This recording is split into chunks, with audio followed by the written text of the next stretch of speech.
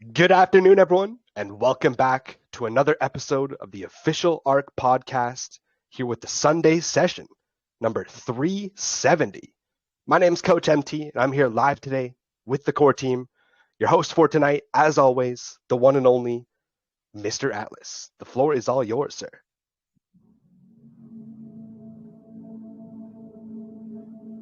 Thank you for the introduction, Coach Mistletoe. And folks, welcome back to another edition of the ARK Daily Podcast, number 370, Sunday edition, as Coach MT said, November 5th. Daylight saving time for most of the folks over in the United States.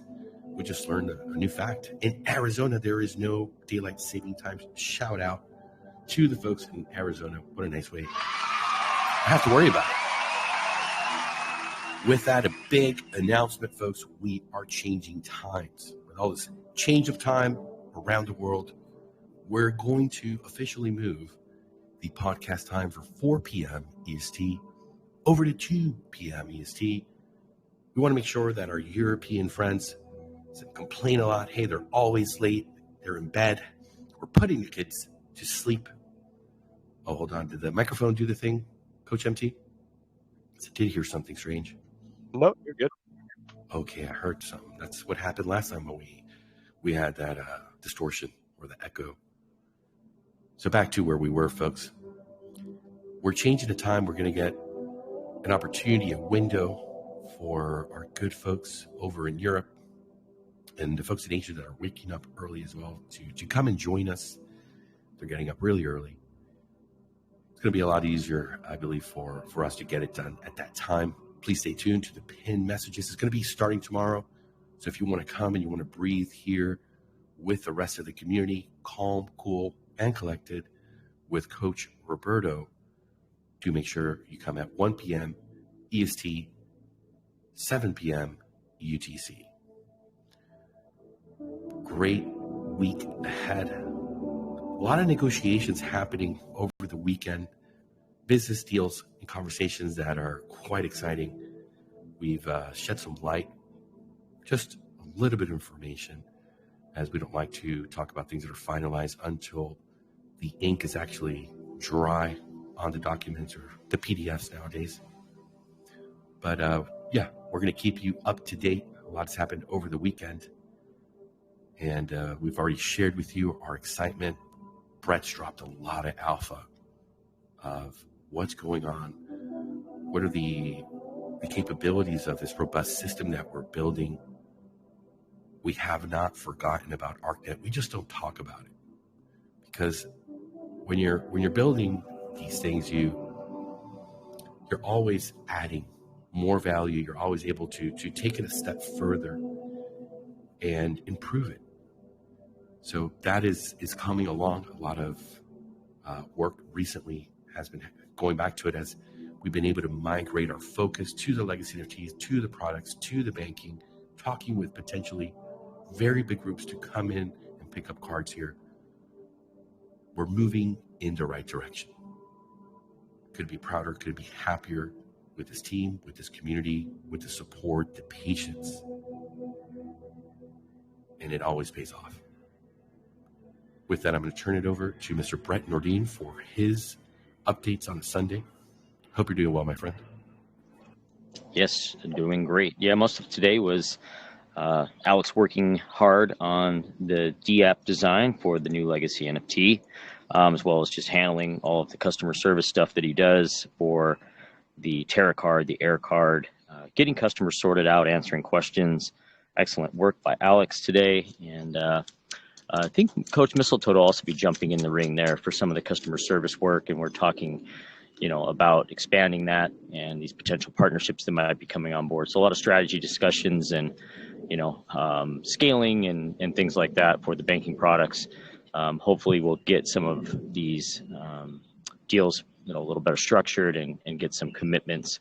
But for now, we're kind of keeping the improvements on our side, keep working and making it better and easier for users to get onboarded. We did see that there was a little bit of, I don't want to say confusion or just the end users a lot of end users were stopping at the application point where they have to go through the KYC on the Terra card. Alex made some improvements to now make it more obvious and kind of force people into the KYC funnel. It seemed like there was a bit of misunderstanding that they had to, submit the KYC to keep the card moving. So I think we've overcome that. So just little tweaks and optimizations always happening. I know he's making a few others that we can announce probably next week. And obviously he's been working on the contracts as well for the legacy NFT, and we'll be hooking that up to the new DApp design and moving that ball forward. We'd like to get that done as fast as we possibly can. So the last little piece on the contract side is the yield boost, which we've talked about, that sort of decays over time as more NFTs are minted. The amount of yield that they produce is less and less over time. Not really a time, but just as the capital pool shrinks. So we're starting with a $6 million capital pool. We've already gone through over $1 million of that. So as that gets smaller and smaller, the available capital pool left, then the yield boost would decrease along with that, so that the earlier investors that take a bigger risk, they are going to be rewarded more than the ones that come in later once the businesses are already matured and, there's real products and revenue streams coming in, and they can see the historical yield for the NFTs and everything. So we're designing it that way to create, an incentive and also a little bit of FOMO for the legacy NFT. And we'll be, continuing to push those through our conversations with partners, with, groups and investment groups and crypto groups and other people as we're introducing the banking products as well as the privacy products. So yeah, we're, to kind of expand a little bit, we're really focusing in on this privacy. The privacy products is obviously an application layer. And then we have ArkNet, which is really our infrastructure. And so we're talking about expanding that, making it better, and giving people an even bigger opportunity with ArkNet than we had originally thought through. So the scope is increasing a little bit, but I think at the end of the day, we could really hit a home run with the way that we're structuring it, and make it a much bigger play in the market space and capture what we think is going to be a huge trend going into 24 and 25. And one of the most popular crypto verticals is going to be privacy. No question, no, hands down, probably one of the biggest spaces. We've kind of seen the AI boom was probably the last, big category to splash on the market. A few others, but this privacy concern that's sort of growing and being proliferated by governments, institutions, big tech, everyone else, people are becoming aware of that. It's becoming a growing issue, and there's not a lot of places to wiggle. And so providing technology that gives you choices and shields you from, those centralized organizations is going to be at the forefront of, I think, the next big boom. There's also talking about, DeFi, obviously, because the centralized exchanges are getting, more difficult to deal with. The regulatory bodies are coming in and making business harder to do.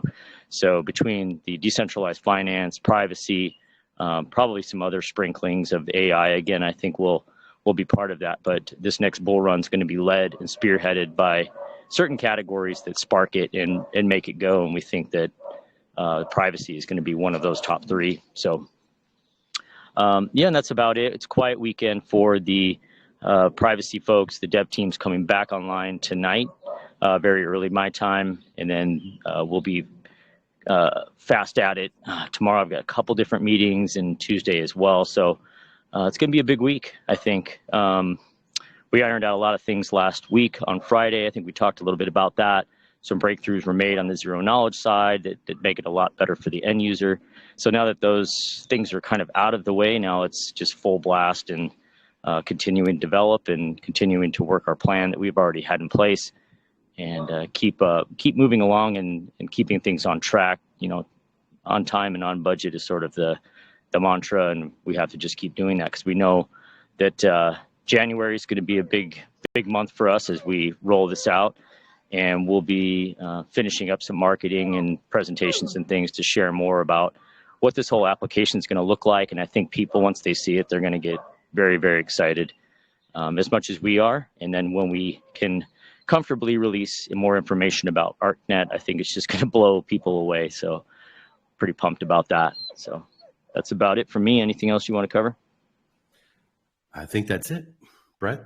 We've had a lot of updates, a lot of alpha in the podcast that you've been able to share with all of us. So quite fantastic. And for the folks who missed number 368, go to the YouTube of the official ARK channel, ARK Finance, and check out. He definitely dropped some gems, pearls of wisdom, a lot of great information.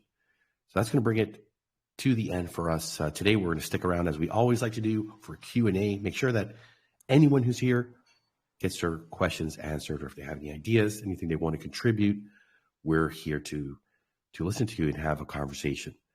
We'll see you all tomorrow. That's going to be 2 p.m. EST, 7 p.m. UTC. Take care, folks, and we'll see you then.